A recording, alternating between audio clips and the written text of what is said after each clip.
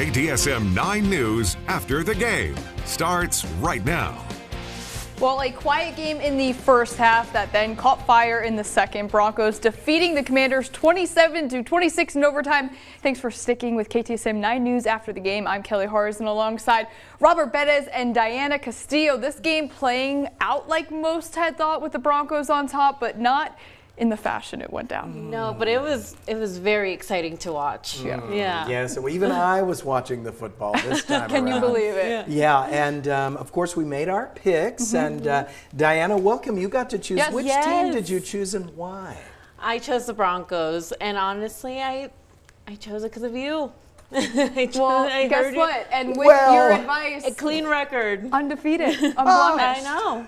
Okay, well, I wish I could say that my record is undefeated, but I did move to 7-7. But there's one very, very happy man tonight, and his name is Andy Morgan. Number one, Broncos, his team, and we all went with it because of him, and we all got a win in tonight's category. Yes, Sam's team as well. So both of them walking with the win, as well as individually loving what they saw out there. Andy moving to 10-4-1. I'm right behind him, 9-5-1. Sam and Robert in the middle of the pack there. And like we said, Diana, welcome to the party as she starts off strong, 1-0. But this wasn't the only close game this week out of 13. We had a few of them and a few upsets as well. Colts were looking pretty indestructible up until these past few games, and that downward momentum continued for Indy today against the Texans, while Houston is looking like they're beginning to find its footing. CJ Stroud making his return at quarterback for the Texans today, and well, he'll be picked off right here in the second quarter by Cameron Bynum. Colts ball, and they'll capitalize on it.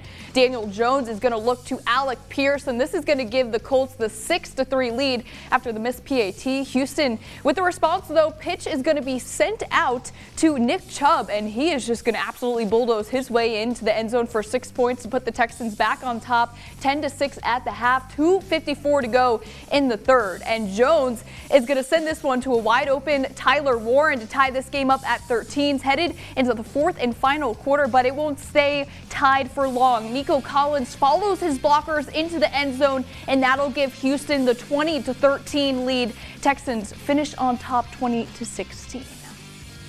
And over to another upset, Rams at the Panthers. Los Angeles on the 4, and it's going to be Devontae Adams. He's going to go in for the easy TD to get the Rams up 7-0. Panthers response, however, Bryce Young out to Chuba Hubbard, and he's going to find the hole and a big play. This is going to be a house call to tie this game up 7-7. Rams looking to cap the first quarter on top. Matthew Stafford is going to be picked off by Mike Jackson on the pick 6, and Panthers with its very first lead of the day looking comfortable, 14-7. Started the second quarter, Stafford is going to roll out to his right, out to find Adams in the back of the end zone for his second receiving touchdown of the day. Again, going to tie this game up at 14 with 12:46 to go before half. Fast forward to the third, Rams will take the 21-17 lead, and Young on the dot pass to Jalen Coker for his first touchdown of the year, and that'll put Carolina back in front 24-21. A back and forth game here to the very end. Rams put up 6 on the board. Kyron Williams 7-yard rushing TD. LA in front 28-24, and 6:42 left in this game, and Panthers still finding their offensive footing, looking strong. Young downfield to T-Mac, touchdown Carolina, and Panthers lead 31-28. Carolina tops the Rams 31-28. Other scores from today, 2 struggling teams here, but I also call this an upset as well. Jets with the walk-off win against the Falcons, 27-24. Dolphins over the Saints, 21-17. Niners take the comfortable win over the Browns, 26-8. And Jags over the Titans, 26-3. Bucks defeat the Cardinals, 20-17. Baker Mayfield back in today's game after going out last week. Vikings are going to be shut out by the Seahawks, 26-0, and Bills are going to handle the Steelers 26-7. Chargers over the Raiders 31-14. A quick look ahead of Monday Night Football featuring a classic showdown, Giants versus the Patriots. That's going to do it for me for now. Diana, floor is going to be all yours. All right, Kelly, thank you. Now here's a preview of the stories you can expect after the break. El Paso police need your help finding a man they say punched a convenience store clerk during an alleged robbery in Central El Paso. This as the man was allegedly trying to steal food from the store. We'll give you details of the incident and tell you how you can help police. Now, Texas has the highest rate of food insecurity in the nation, and El Paso has twice the food insecurity of Texas. That's according to a presentation on hunger in the local area that the El Paso City Council will hear tomorrow during its regular scheduled work session. We'll share more of that data coming up. Now, 4 people are dead after a mass shooting during a birthday party at a banquet hall in Stockton, California. What we know so far from that incident. We have all that and more, along with your look at your forecast with Chief Meteorologist Robert Bettis. You're watching KTSM 9 News after the game.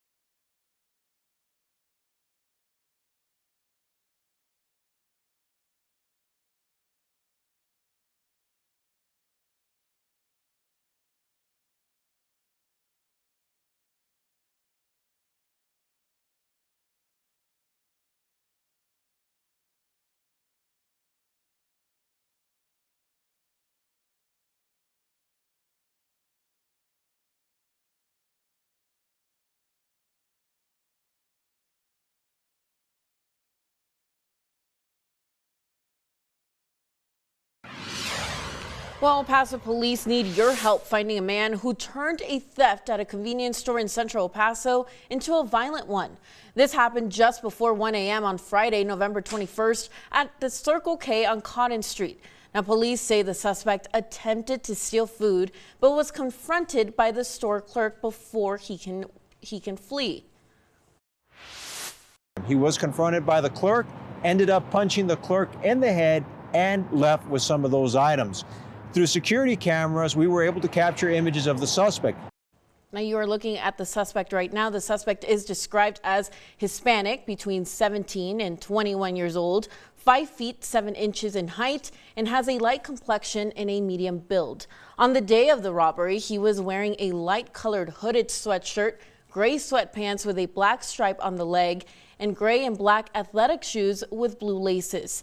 Anyone with any information is asked to call Crime Stoppers of El Paso to the number you see on your screen. And a DWI arrest led New Mexico State Police officers to learn about a separate sexual assault, which resulted in the arrest of a man who had 2 nationwide warrants. Now, state police say it began when they arrested a 43-year-old woman on Friday for aggravated DWI in Socorro County. The woman was allegedly involved in a crash and fled the scene on I-25. Now, police say after the woman was arrested, she was taken to a hospital where she told an officer that she had been sexually assaulted that same day by her ex-boyfriend, who was identified as 43-year-old Brian Smolak. Now, investigators learned that the reported sexual assault had taken place in Las Cruces and that Smolak was believed to be on the run from law enforcement with active arrest warrants. Smolak was found at a motel in Las Cruces and taken into custody. Now, he could face charges in both New Mexico and Arizona. Now, we are working to learn more information about a crash in Las Cruces involving a pedestrian who was killed. According to the New Mexico State University Police Department, it happened early Saturday morning near the intersection of Choya Road and Trevis Drive. A 32-year-old man who was the pedestrian was killed. We are waiting to learn more about the man's identity and if charges will be filed in this case. Now let's switch gears to your first look at weather with Chief Meteorologist Robert Bettis. Now, Robert, it is cold outside. I've had to wear the layers. I know. Had to bring out the jackets, the sweaters. I hear it kind of gets that way this time of year. So it was pretty gloomy this morning. Though. I know. Well, you like it cold. I like a little more sunshine. Cloudy today, high temperature only 52 degrees. Normal is 61 this time of year, and the record's 74, and that was set back in 1970.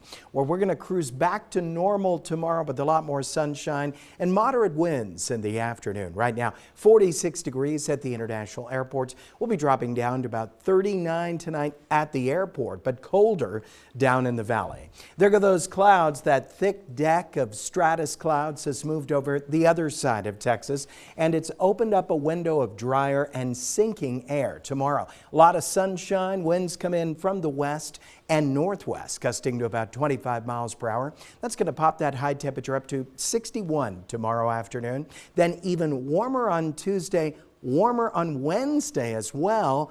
But then come the rain showers and the chilly winter-like feel on Thursday. I'm going to have your detailed forecast and a touching Bettis family Christmas video, all coming up in just a bit.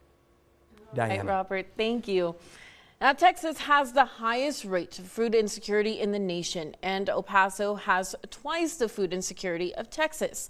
Now, that's according to a presentation on hunger in the local area that the El Paso City Council will hear tomorrow during its regular scheduled work session.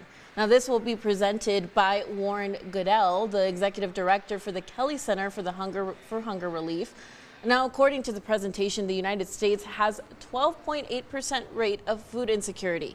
Texas is at 17.6%, and El Paso sits at 35%. Now, you can read more on this story at KTSM.com.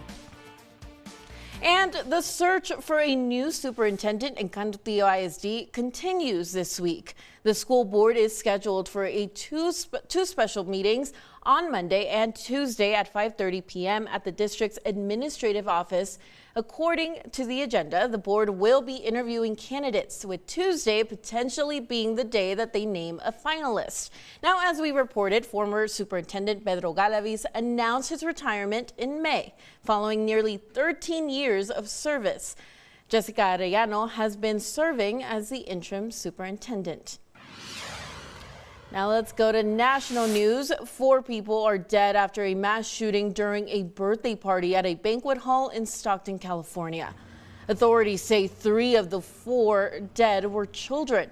The San Joaquin County Sheriff's Office said at a news briefing earlier today that the children were ages 8, 9, and 14 years old. A 21-year-old was also killed, and 11 others were wounded in the shooting Saturday night. Now, one witness recalls what they saw during the incident after hearing gunfire close to their house.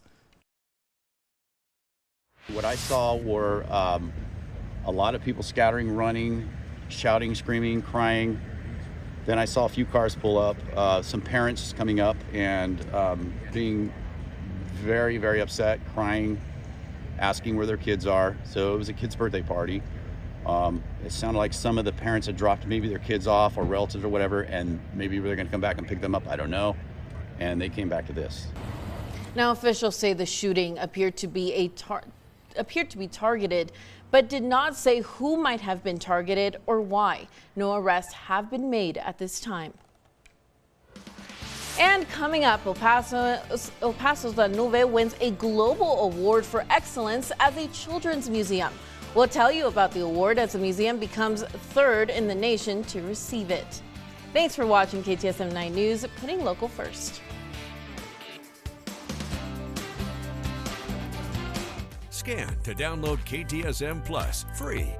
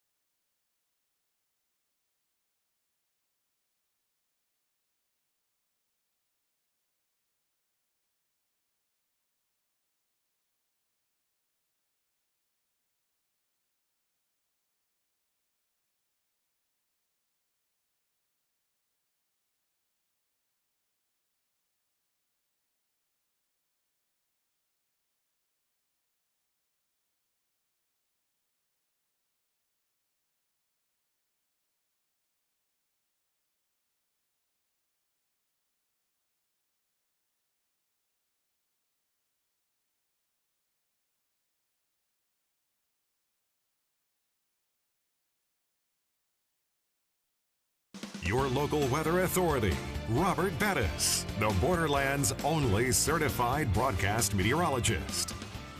Hi everyone. It's a special tradition every year in our family, the countdown of the lighting of the tree. It's probably a tradition in your family as well. Everybody ready? Okay, let's count. 3, 2, 1. Oh, yeah, that is beautiful. It looks so, oh, gosh, it's coming over.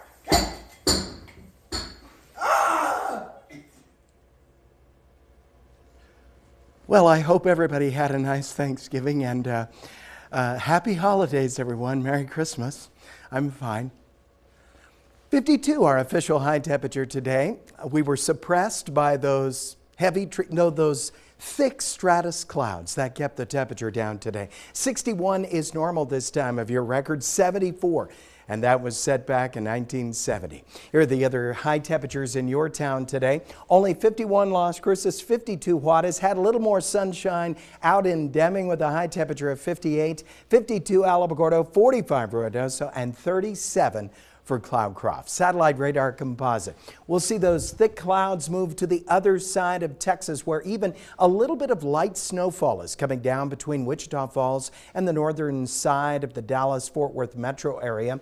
We'll be in a very dry socket tomorrow, so that's going to mean some sunshine will be out of those 50s back up into the low 60s, which of course is normal this time of year. Right now it's 35 in Las Cruces. Winds coming in 3 miles per hour. Of course, once the clouds cleared, that's going to leave us for a very cold night tonight. Here are the winds. Calm at the airport, 3 Las Cruces, a 19 mile per hour breeze up in TRC. But overall this evening, a cold night, dropping down to 39 degrees at the airport, about 34 down in the valley tonight, just barely above freezing down by the river. Here are the temperatures in your area right now and your exclusive 9-hour forecast for tomorrow. A lot more sunshine, couple of clouds, a little windy at times in the afternoon. Winds gusting to about 20-25 miles per hour on the eastern slopes. It's going to pop the high temperature up to 61 degrees. Allergy forecast. Bad news here. 12s for the next 3 days. That's the highest it can be. Low temperatures tonight going to 38 for Alamogordo, 30 for Deming, 40 for Juarez, 39 Van Horn. High temperatures for tomorrow. 57 Alamogordo, 46 Ruidoso, 61 for Deming, and 61 for Juarez. Tonight for you, Las Cruces. Couple of clouds, mainly clear, 32 low temperature tonight. Tomorrow, high 60 degrees as you completely change directions on the temperature. 39 low temperature tonight at the International Airport. Down in the valley, a little colder at 34. And then tomorrow, 61 degrees, couple of clouds, winds that'll come in from the west-northwest, gusting to about 25 miles per hour. Now, only KTSM gives you 9 full days of weather. We could expect a warming trend over the next couple of days, and then we'll really cool down as we move into Thursday. Tuesday, couple of clouds, 67, really a gorgeous day. 66 and a little windy on Wednesday. Now, Wednesday will start out clear, but by the afternoon, we're going to turn mostly cloudy. It's anticipation of a system that comes through Thursday. Chilly rain showers, high temperature only 59 degrees. It all clears for the week's end. Friday, windy and 62, 67 on Saturday, and then a beautiful Sunday with a high temperature of 68. Miss the 70s. Look forward to Tuesday. Don't go anywhere. More KTSM 9 News coming up in just a moment.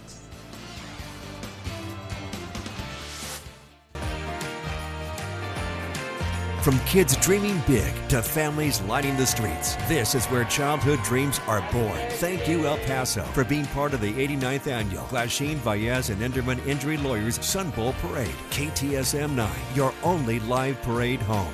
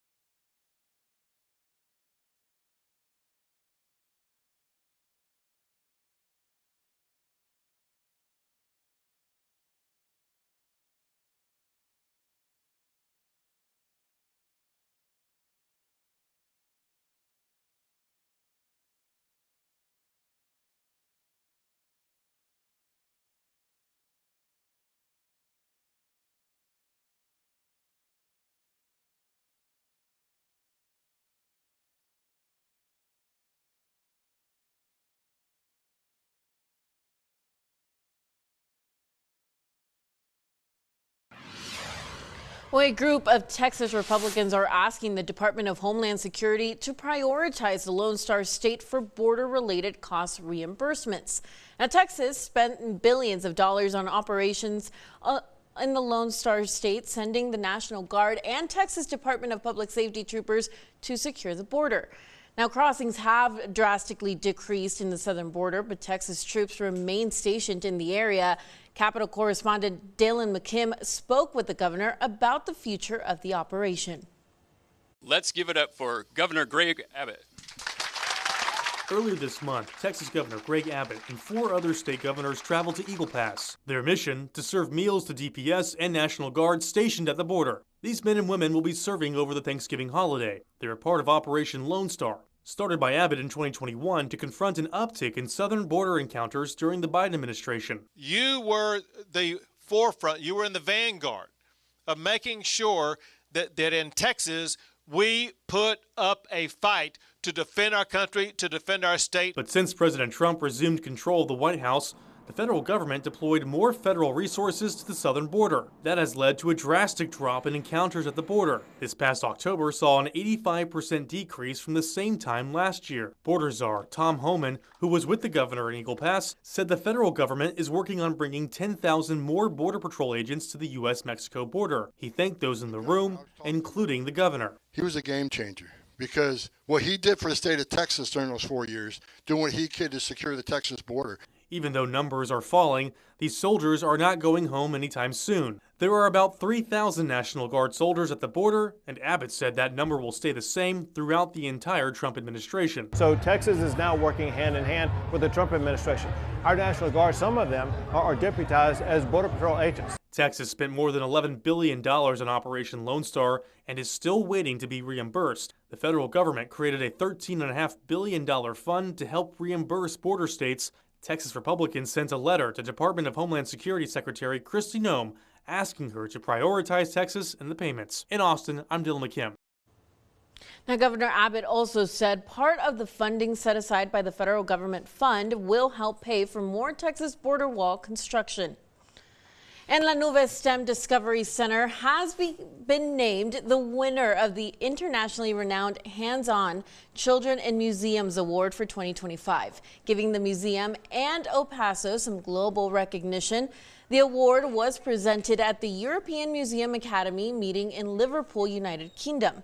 La Nube is one of 3 museums in the country to win this award. The first was the Please Touch Museum in Philadelphia in 2013 and the Boston's Children Museum in 2015. Now, sports. I know, sports. From news to sports. News to sports. So what can you tell us? What's next? A lot. We have a lot of sports coming up next. We have UTEP, New Mexico State football to go over, and that's going to be it after this. They just wrapped up their 2025 season. We're also going to talk UTEP volleyball as they just earned themselves an at-large bid to the NCAA Tournament. Again, that New Mexico State game not going their way in that season finale. All of that and more coming up next in sports.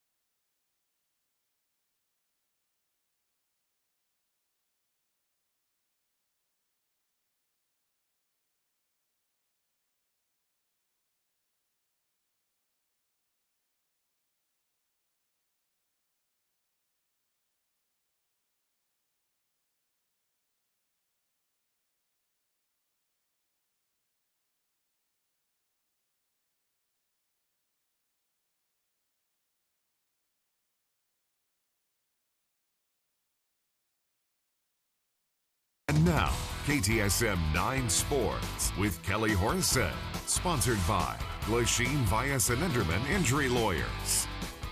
Both UTEP and New Mexico State football wrapped up their 2025 seasons yesterday. For the second straight year, both the Miners and Aggies are going to miss out on a bowl game. Now, despite that, both teams were aiming to finish the year on a positive note with a win. We're going to start off with UTEP. Miners taking on Delaware in its last ever Conference USA football game. Second quarter, UTEP down 17-7. Eric Willis III takes the handoff, and Gavin Mole is going to take the ball out of Willis's hands for the return and the touchdown. Delaware is going to go up 24-7 later in the second. UTEP at its own 36. Skylar Locklear completes a deep pass to Josh Schultz. 64-yard touchdown makes this a 24-14 game. Delaware in front. They're going to go up to 31-20 at halftime. Third quarter, UTEP down 31-23.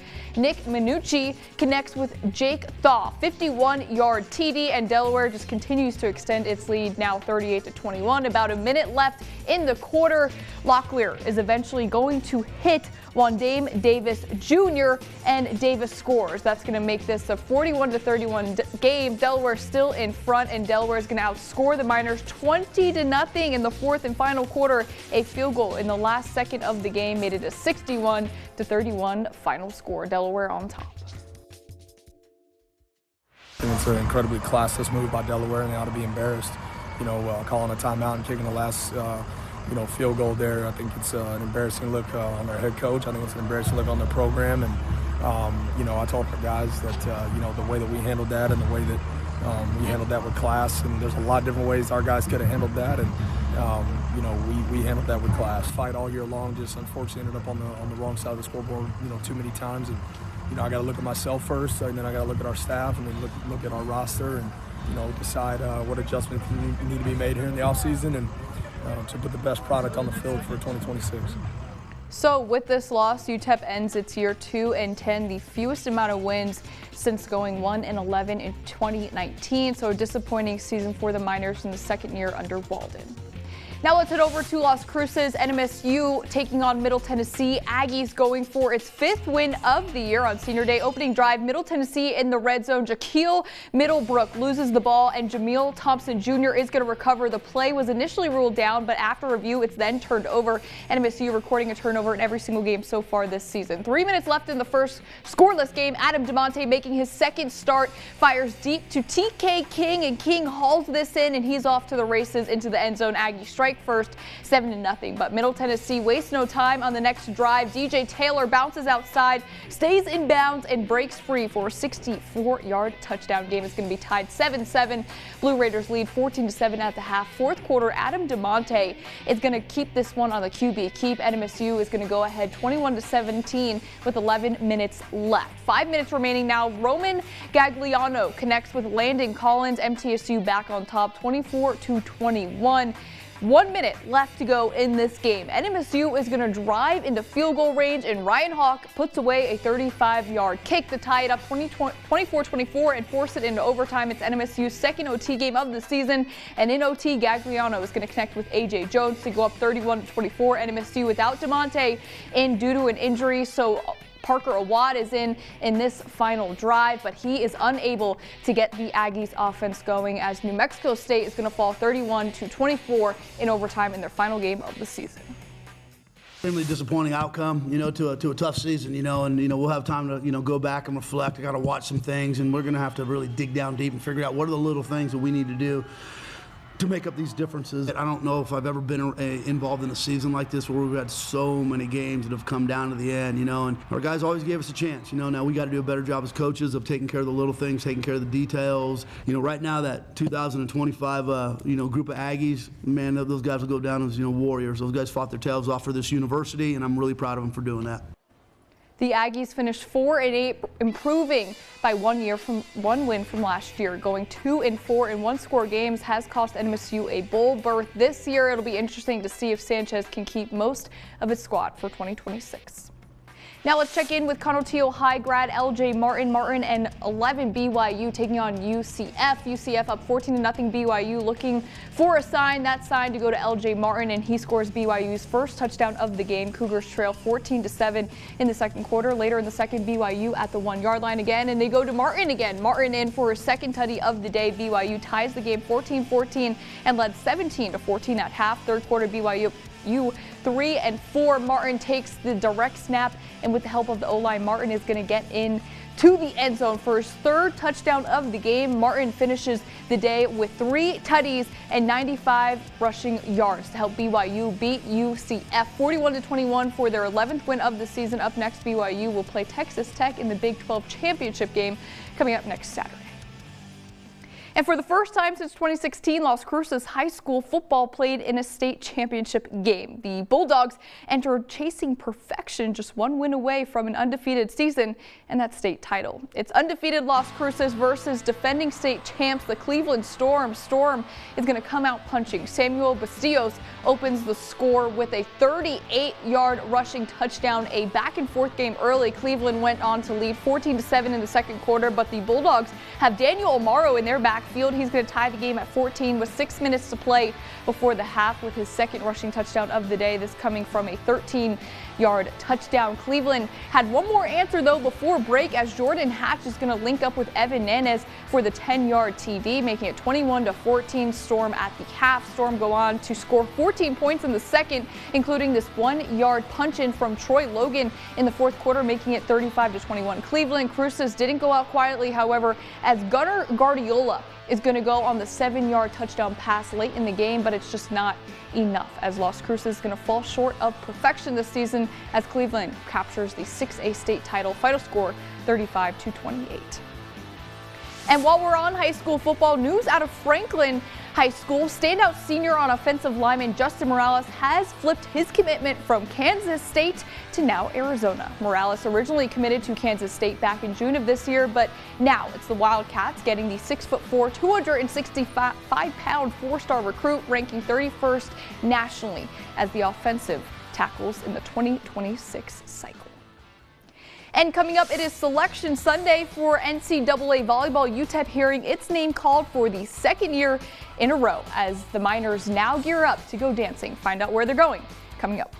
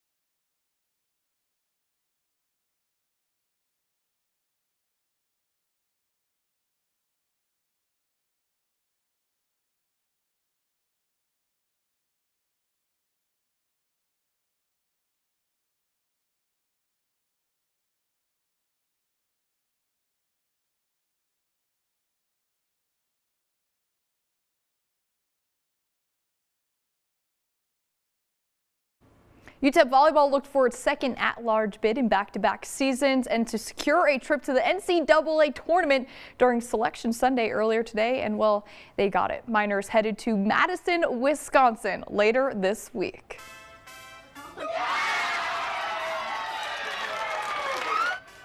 Miners heard its name called in the back end of the bracket, a part of the Texas quadrant where UTEP earned the 6th seed and will face North Carolina. Tar Heels, one of the last 4 teams in out of the 64-team tournament. UNC sitting 21-8 overall, while the Miners finished 25-4. The two will face this Thursday at 3:30 p.m. Mountain Time.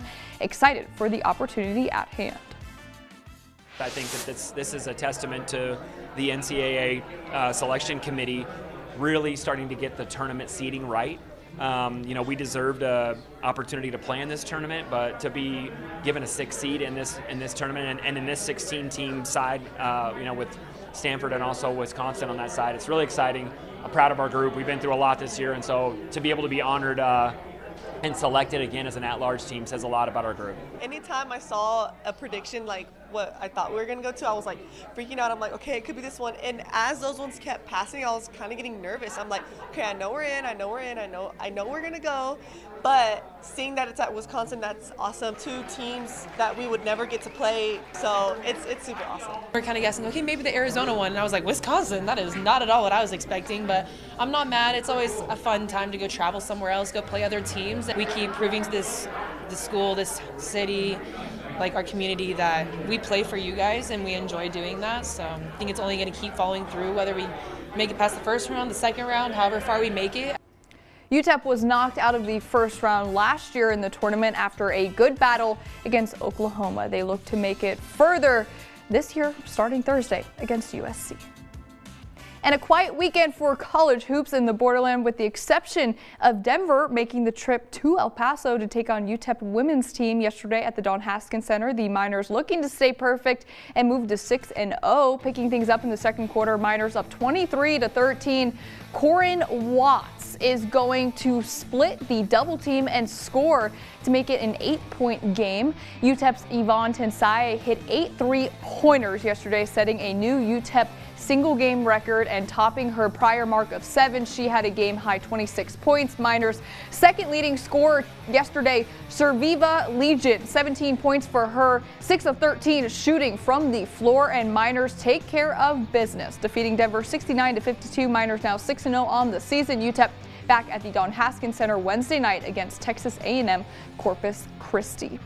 And looking at UTEP's men's team, UTEP not seeing the hardwood since Tuesday, and they won't see the hardwood until next Sunday on the road at Seattle. Miners currently sitting 3-4, 4 games out ahead of conference play. Tip-off from Washington set for 6 p.m. Sunday, December the 7th. And moving to NMSU men's hoops, Aggies still perfect, a 6-0 record for the first time since the 1969-1970 season. Looking to make that 7-0 in its next competition against South Alabama on the road in Mobile this Tuesday at 5 p.m. Mountain Time.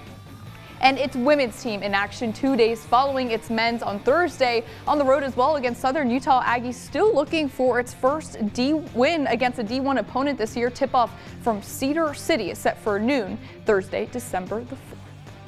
And that's going to be a look at sports here at 10 p.m. We'll be right back after the break. KTSM 9 and Newsenda Credit Union present this week's High School Student of the Week. Hi, my name is Moises Aguirre, and I'm a senior here at Northwest Early College High School. Community involvement is something that's really important to me, so being a part of University Medical Center's Junior Volunteer Program is an experience that I'll never forget. There I was able to interact with patients and hear more about their point of view and their perspective, and just to learn a lot from their stories. And I was also able to go ahead and learn a lot from healthcare professionals like CNAs, nurses, doctors, patient transporters, rad techs, and it was really great to see how intricate the healthcare system is and how every job relies on each other. School involvement is something that's really important to me. I do feel like I need to give back to the school because they've given me so much and allowed me to grow into the person I am now. That's why I decided to serve as class president. I've been very lucky to go ahead and help plan events. One thing that I'm really proud of is prom. We were able to plan one of the most successful prom campaigns the school's had. and I really do enjoy stepping in to go ahead and help out students with their issues with the school, represent our class in district and school meetings. After high school, I really do want to go to university to study chemistry. I fell in love with the subject my junior year because everything at its core has a chemical aspect or component to it. I do want to eventually go to medical school to go ahead and try to achieve my dreams of becoming a doctor. Some of my biggest motivators have been my class sponsors and my parents. They have all been a really great help in motivating me and not letting me settle for the bare minimum. They've pushed me to be the best person I can be and the best version of myself, and for that I'm forever grateful.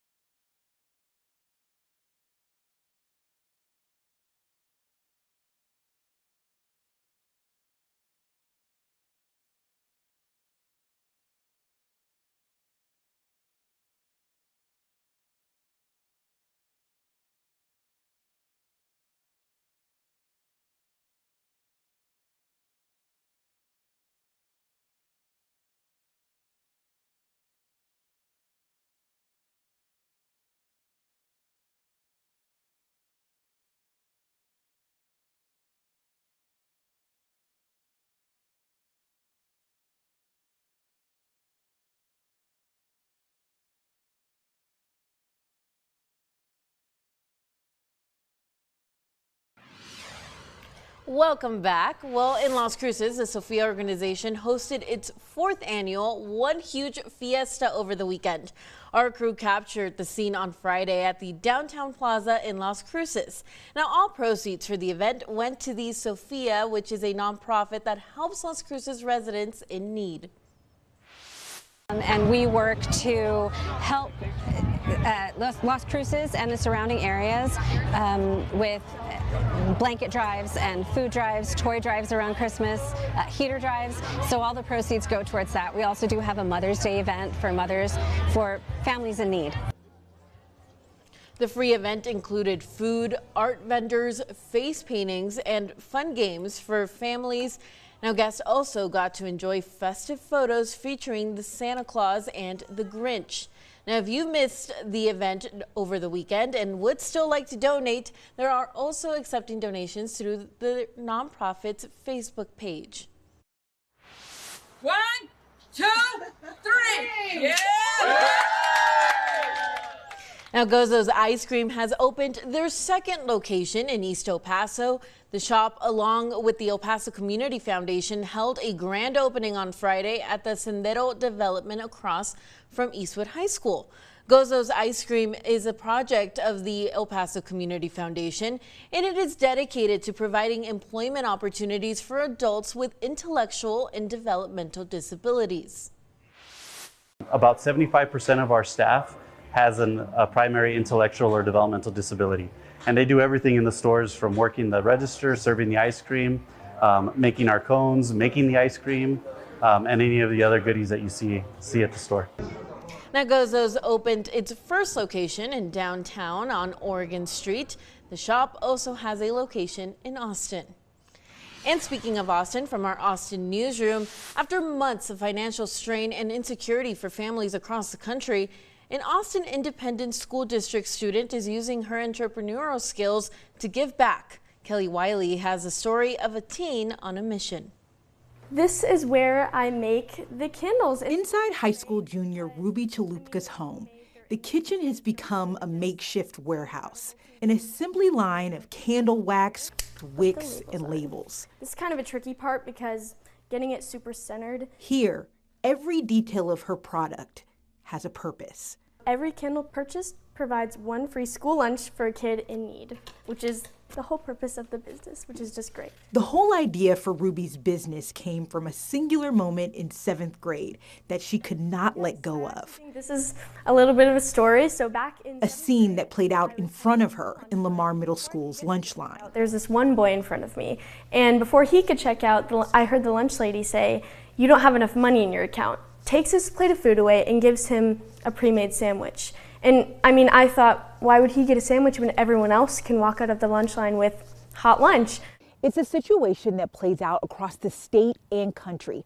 Despite free and reduced lunch programs, a 2025 study from the Education Data Initiative found Texas public schools collectively have more than $900 million in lunch debt. In Austin ISD, students who are unable to replenish their lunch accounts are given what's called a courtesy meal. I don't know, it felt really unfair and I wanted to do something about it, so she started her business, Lunchline Candles. And after raising $600, she was finally ready to put her plan into action.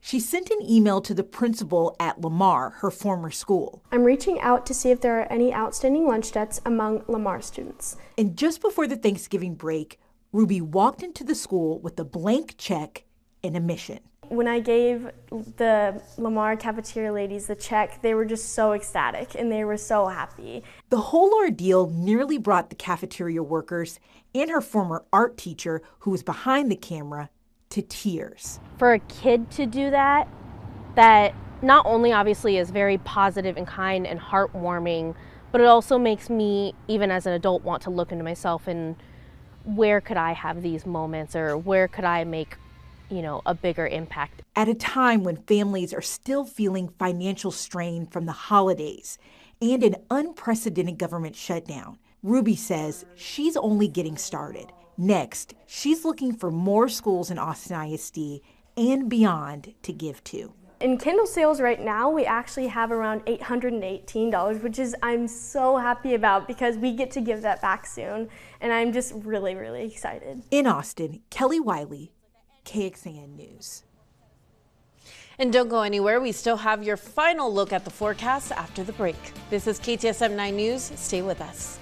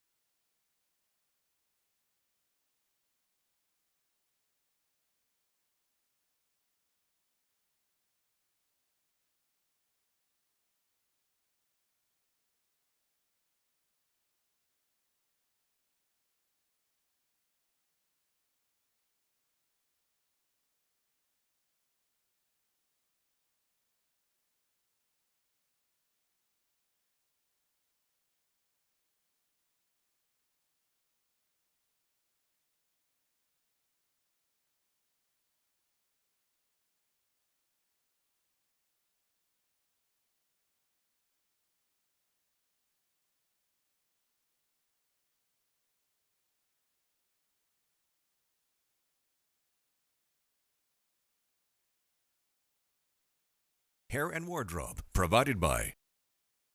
Would you like to be a weather watcher? And look at that fantastic sunset on Saturday. Keep them coming. News at KTSM.com. Here comes your 9-day forecast. We can expect a high tomorrow of 61. A lot more sunshine. Delightful on Tuesday, warmer. 66 on Wednesday. Then we're going to cloud up. We're going to get rain showers and chilly winds on Thursday with a high of only 59 degrees. Perfect. Well, the only thing I don't like is the wind, but other than that. Well, thank you so much for watching. Have a good night.